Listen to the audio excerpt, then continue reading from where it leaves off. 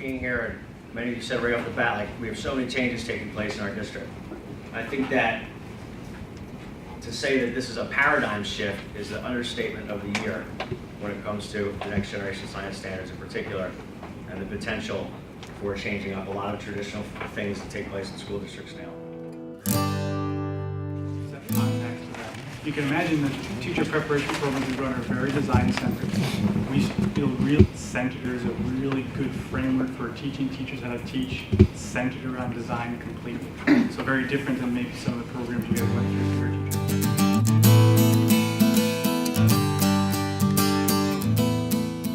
For us, meant to work on creating pathways for STEM employment for low-income and minority students. But I just am designing an elementary space for it's a design studio for teachers to take their students K to 5. Last year I was working on a grant with Chris to incorporate these new ideas of STEM, and I thought kindergarten is probably the perfect place to start because they are so out of the box. Bring our middle school shop away from cabinet making and little projects to, you know, an integrated STEM environment. We hired a rock star. It's okay to fail or not do it right the first time and make changes as we go along. So I had mentioned the engineering design process, but if anybody were to ask me what are the main tenets of your program, this is the main focus, and it's getting students to understand how to problem solve. Also at our younger level, collaboration is really important. I mean, I joke when I talk about this program to people about how one of them, so they had to show the causes, effects, and ways to prevent either land pollution, water pollution. Starting to think of ideas and not being afraid to share ideas and have more than one idea and have that idea be wrong. So that's really a focus of first grade and getting them to start thinking in that, And then, having a few like mini design challenges that maybe are more, culminating pieces or just along the way, but I'm up, like on New York condyle, they had to use wire, so it was like the first time I've used a drill. And I'm the kids, so I'm trying to figure out, what that means and how I'm going to take the semester course and stretch it to a year. So we're having the kids set up right now we're just growing our plants, but, looking at how, when the kids use plates. Contents in sort of maybe the design challenge, whereas in the other ones it's more concrete, We do have brand new computers just arrived in my room Monday when I walked in. So prior to that, I did have a computer.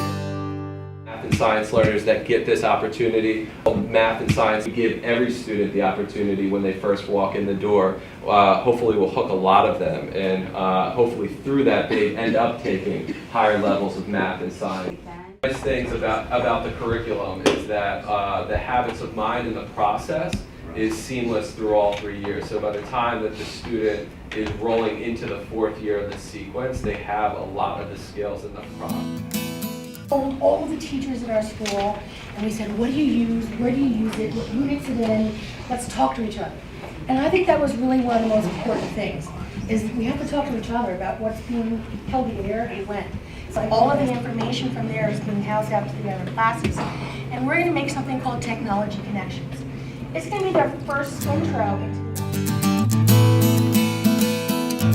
Makerspace, or a curriculum that could be used to establish a first-year cycle in STEM courses. And then a myriad of other topics and offerings in there. So, information on them.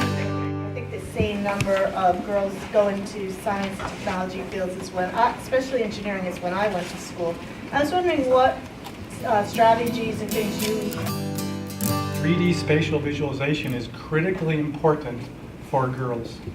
Very, very high number of girls don't go into STEM fields because they don't understand, don't have the capability of doing 3D spatial visualization.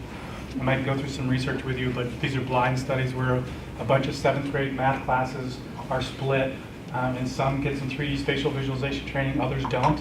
and then 2 years later, they do nothing else except just watch what the girls do, and boys. A very large amount of girls have self-selected out of the higher level math classes. At the early stages, how do we get people on board? Because when you talk about money, there's a lot of different opinions on the best way to spend it. Donate to your organization. So it's starting small and not getting, you know, when you don't get things in the beginning, just, it's fine. Roll with it. You do the best that you can, show all the things that you're doing, and then be able to build up from there. Those who want to come in and buy into the dream, the vision you want to. So I would say, dream it. Then look to be able. I'll tell you what, when you use the word STEM in programs, especially at a secondary level, really at all levels, K-12, you know, there's companies that are ready and willing to partner.